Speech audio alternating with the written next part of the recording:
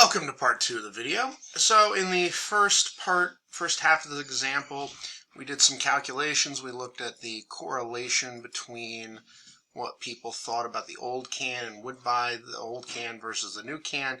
We saw a pretty strong positive correlation between the old attractiveness, new attractiveness, as well as the would buy old, would buy new, and it supported our belief that the paired samples was the way to go.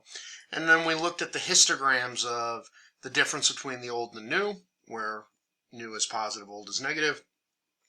We can see in the histogram there appears to be a bias towards the newer can, but the question becomes, is that a statistically significant data? So we need to figure out and test a hypothesis. And so what's our hypothesis? Well, our hypothesis is that the mean difference between new and old, where new would be the positive numbers, old would be the negative. So our hypothesis is that the mean difference, new versus old, is positive, which means that people will prefer the new can, will prefer buying the new can. So if it is positive, what does that mean? It means that I still can't spell, then newer is better. If negative, the older is better. Okay, so we need to actually go and test that now. And so we're going to have to put together some data. Now we're going to be running two different tests at the same time, and I'm going to delete this because we put our histograms on another page. So delete, I'll have that shift up. And so we've got two different hypotheses. So we're going to look at the attractiveness, and we're going to do a one-tailed analysis because we only want to look at one side. And our hypothesis is we're greater than the hypothesized difference, which is 0. That's going to be our baseline. That's our null. And then would buy, once again, one-tailed because we want to know greater than 0. 0 being our everything is equal between the two. And so we want to see if we are greater. Okay, so now we need sample sizes. So our sample size is going to be a count. And in this case, we're going to count AN underscore AO. So that is our column of the difference. That is our columns between the differences of the attractiveness of the new can and the attractiveness of the old can.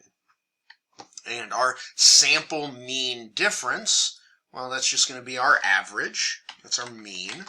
So our average of AN underscore AO. And so our sample standard deviation of the difference. So we're going to do sddev.s for our sample size. And once again, it's just going to be AN via AO. You can see range names make this a lot easier. I'm a big fan. Okay, so our standard error. So our standard error is going to be our standard deviation of the difference.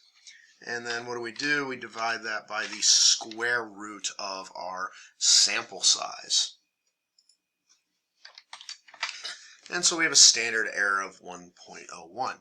And so now we do our test statistic. Our test statistic in this case is going to be a t-value because we are looking at the difference in means. And so that t-value is going to be d bar, which is the sample mean difference between the n pairs, minus do, which is our hypothesized difference, divided by the standard deviation divided by the square root of the sample size, or our standard error. So our t-statistic is going to be our sample mean difference minus our hypothesized mean difference. And then we're going to take, don't want to put the parenthesis there. We're going to take that and we're going to divide that all by our standard error. And so that should give us a t-value of 5.351. Okay, so our degrees of freedom. Well, it's a paired test, so our degrees of freedom will be our sample size minus 1.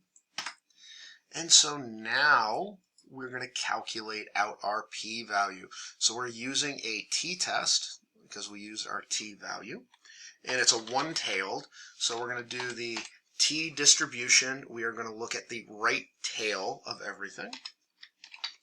And so we're going to see what's there. And so it's our x value, and our x value is that statistic value. So we're going to go there and go to our t statistic value, and then we are going to put in our degrees of freedom, which is 179. We're going to close that out, and we're going to take a look at that. Wow, that is, let's put that in percentage so it's even. That's a lot of zeros in here because that's a lot less than 1. What does that tell me on the attractiveness? Because that is a pathetically small number. There is very strong statistical evidence. And so we got a p-value of not just less than, much less than 0.01. That consumers on, this is the important thing, on average,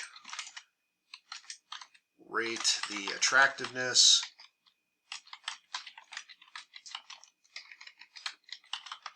of the new design higher than the old. This is the kind of data that you could definitely just take into the upper management and go, there we go. There's no doubt that people like the new one better than the old. Okay, so let's go. We want to do the same things for the would buy. And so we're going to put things together.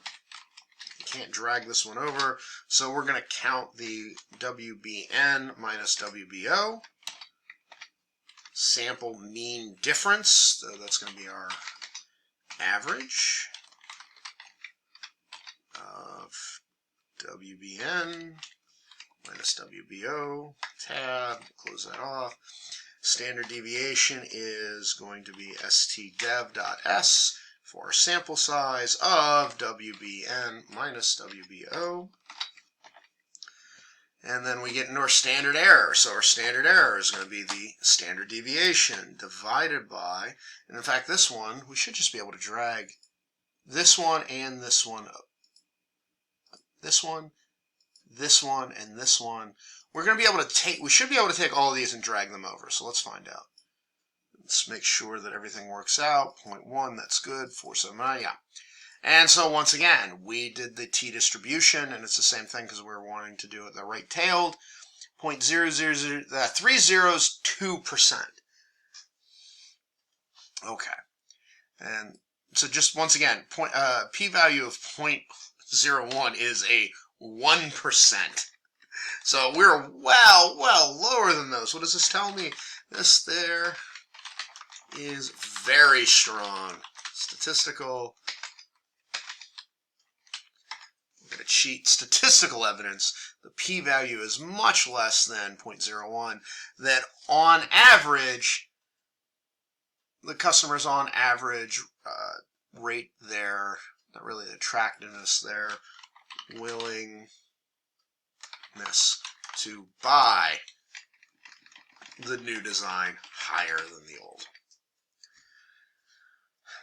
So once again, these histograms are showing a slight bias to that just by looking at it. And that's the new to the old attractiveness, new to the old would buy.